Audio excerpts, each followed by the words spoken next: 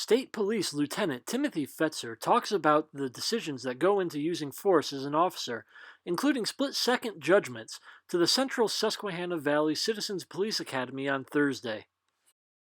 If you will. No. And what do I know as a police officer? I know that science tells me, because of the way our visual system processes things, our overall sensory system processes things, and our brain says, hey, you got to respond. I know that in that position where he's at, less than 1/10 of a second, maybe less than 0.2 seconds, he's going to be able to turn that gun and fire one round on him. I know that every additional round, if it's a semi-automatic style pistol like a Glock, or many of the pistols today, striker-fired weapons, every additional round will come out at about 1/4 of a second.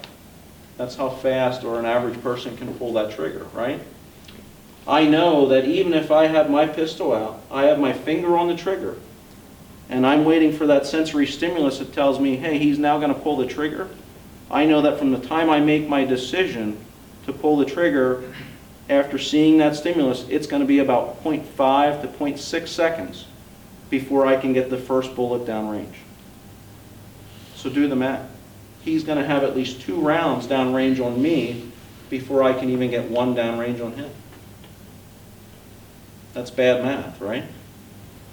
So can you talk a little bit about the thresholds of decision making in that scenario? Because, for example... So that's what we're talking about here. So we're assessing that in terms of ability, opportunity, imminence now, and behavior. So I'm giving him commands. He's giving me some indications that he's conscious of my commands. He's making conscious decisions, that head shake, no, whatever, telling that person to put down the gun. I don't have to wait necessarily for that gun to be pointed at me. But you had to say something to him, like drop the weapon. In that situation, sure. Not all, though. Not all, right?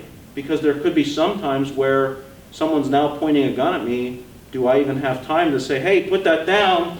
No, my best reaction might be to get my gun out and shoot back. Again, I don't have to take that unacceptable level of risk as a police officer, right? So we have that immediacy, if you will.